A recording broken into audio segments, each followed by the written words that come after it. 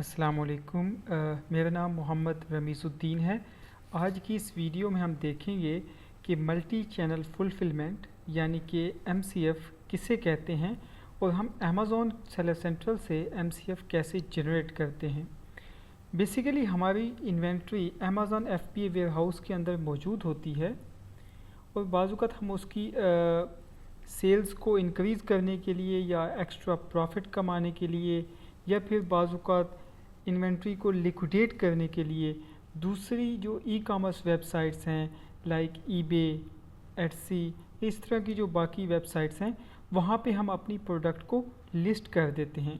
तो जब कोई कस्टमर हमारी उस लिस्टिंग पे ऑर्डर प्लेस करता है तो हमारी इन्वेंट्री जो है वो फिज़िकली उन ईबे या एटसी के वेयर हाउसेस के अंदर मौजूद नहीं होती। तो उस ऑर्डर को शिप करने के लिए हम अमेज़ॉन की लॉजिस्टिक्स को यूज़ करते हैं और अमेज़ॉन ख़ुद ये चीज़ अलाउ करता है कि आप मेरे प्लेटफॉर्म को सेलिंग के अलावा लॉजिस्टिक भी यूज़ कर सकते हैं। तो अमेज़ॉन की जो ये फैसिलिटी है जिसके ज़रिए हम दूसरी अक्रॉस द अमेज़ॉन भी जो है अपने ऑर्डर्स को शिप कर सकते हैं, इसे हम MCF बोलते हैं। तो ये सेलर सेंट्रल से क्रिएट कैसे करते हैं, ये बेसिकली आप अपने सेलर सेंट्रल के इन्वेंट्री टैब में जाएंगे, वहाँ पे मैनेज FBA इन्वेंट्री पे आप क्लिक करेंगे। ओके, सो अब यहाँ पे मेरे पास दो SKUs हैं, तो हो सकता है आपके पास दो से ज़्यादा SKUs भी हों। तो बेसिकली जिस SKU का आपको ऑर्डर प्लेस हुआ है ईबे के ऊपर, उस SKU के अगेंस्ट जो है आप यहाँ पे एडिट पे क्लिक करेंगे।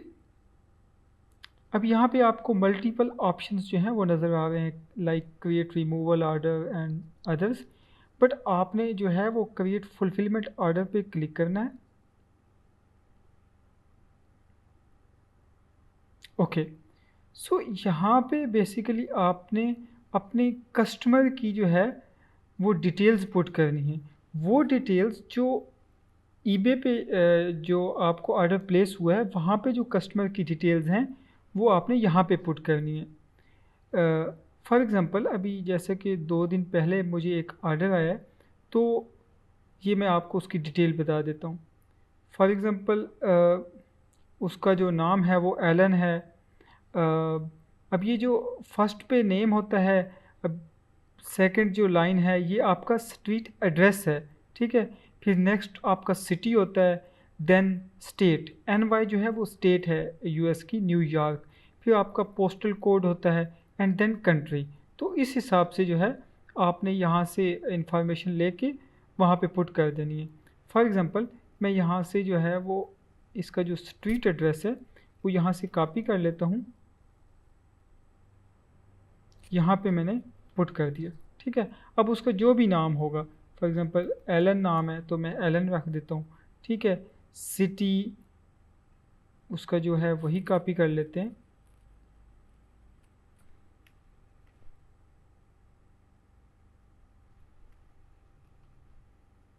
ओके, स्टेट में आपने देखा कि NY थी, न्यूयॉर्क, तो ये ओके। सो पोस्टल कोड भी इसी तरह आपने जो है वही डाल देना है। अभी बाकी चीज़ें मैंने आपको दिखाने के लिए कॉपी पेस्ट की, तो यहाँ पे मैं कुछ भी लिख देता हूँ XYZ। तो यहाँ आपने बेसिकली कस्टमर की डिटेल्स पुट कर दी। इसके अलावा यहाँ पे जो है आपने क्वांटिटी पुट करनी है। अभी आपको नज़र आ रहा होगा यहाँ पे ज़ीरो, उसकी वजह यह है कि अभी 2 दिन पहले हम आउट ऑफ स्टॉक गए हैं, क्योंकि ईबे से भी जो है वो काफ़ी ऑर्डर्स आने लग गए थे और क्योंकि दिसंबर भी था तो काफ़ी सेल्स इंक्रीज़ हो गई थी। तो अभी हम आउट ऑफ स्टॉक गए हैं, तो इस वजह से आपको यहाँ पे क्वांटिटी शो नहीं हो रही। अदरवाइज़ आपको एक इस स्पेसिफिक ऑर्डर्स के अगेंस्ट जितने यूनिट्स आपको ऑर्डर हुए हैं आपने उतनी क्वांटिटी पुट कर देनी है। फॉर एग्ज़ाम्पल अगर मुझे इस एलन ने ईबे के ऊपर 2 यूनिट्स ऑर्डर की हैं तो मैं यहाँ पे क्वांटिटी 2 कर दूँगा, और अगर 1 किया है तो 1 कर दूँगा, ठीक है। इसी तरह यहाँ पे जो है आपने ऑर्डर ID डाल देनी है। ये कोई लाजमी नहीं है, कोई स्पेसिफिक मतलब अमेज़ोन या ईबे की तरफ से नहीं है। आप अपनी आसानी के लिए जो है वो कुछ भी रख देते हैं। फॉर एग्ज़ाम्पल मैं अपनी आसानी के लिए 206 रख देता हूँ और ये 206 मेरा ईबे का ऑर्डर है। तो इसी के पैरेलल मैं बेसिकली एक गूगल शीट भी मेंटेन कर रहा होता हूँ, जहाँ पे इसकी ऑर्डर आईडी और कस्टमर का जो है वो नेम लिख रहा होता हूँ। वो बाद में आपको आसानी होती है कि बाज़-औक़ात या तो कोई रिटर्न आ जाता है या ईबे का कोई कस्टमर कहता है कि मुझे तो ऑर्डर शिप ही नहीं हुआ। तो ये देखने के लिए कि क्या आपने ऑर्डर शिप किया भी था या नहीं, तो वो बेसिकली यहाँ पे आप ऑर्डर्स के अंदर आके मैनेज ऑर्डर्स में जाते हैं। तो जो ऑर्डर आईडी आपने यहाँ पे पुट की होती है, वहीं जब वहाँ पे डालते हैं तो आपको पता चल जाता है कि क्या ये ऑर्डर शिप भी हुआ है कि नहीं हुआ। ठीक है, तो ये सारी इन्फॉर्मेशन पुट करने के बाद आप जो है वो प्लेस एन ऑर्डर करते हैं, तो ये ऑर्डर आपका शिप हो जाता है। ठीक है, और इसके अलावा जो शिपिंग है वो स्टैंडर्ड भी होती है, एक्सपीडिट। तो मोस्टली जो है हम स्टैंडर्ड शिपिंग यूज़ करते हैं। तो जब एक दफ़ा आप यहाँ पे प्लेस एन ऑर्डर करेंगे और ऑर्डर प्लेस हो जाएगा, तो लेट्स सपोज़ आपके पास अगर 3-4 ऑर्डर्स आए हुए हैं, तो आप दोबारा जो है वो सेम प्रोसेस रिपीट करने की ज़रूरत नहीं है मैनेज एफपीए इन्वेंट्री के थ्रू आने की। आप बेसिकली यहाँ पे जो जिस एसक्यू का आपको ऑर्डर आया है, आप वो एसक्यू यहाँ पे सर्च करेंगे, कुछ भी जो XYZ है।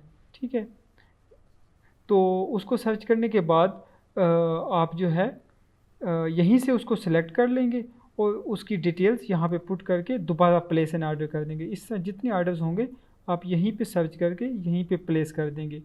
और इसके अलावा मैं आपको रिकमेंड करूँगा कि अपने इस ऑर्डर्स की जो है वो एक सेपरेट गूगल शीट भी बनाएं, ताकि वो आपकी जो है वो डेटाबेस के लिए महफूज रहे कि आपके कितने ऑर्डर्स एक्स्ट्रा हो चुके हैं।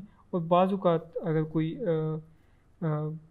कस्टमर की तरफ से इशू आता है, तो आप वो भी यहाँ पे चेक कर सकें कि ऑर्डर स्टेटस क्या है। Okay, thank you so much.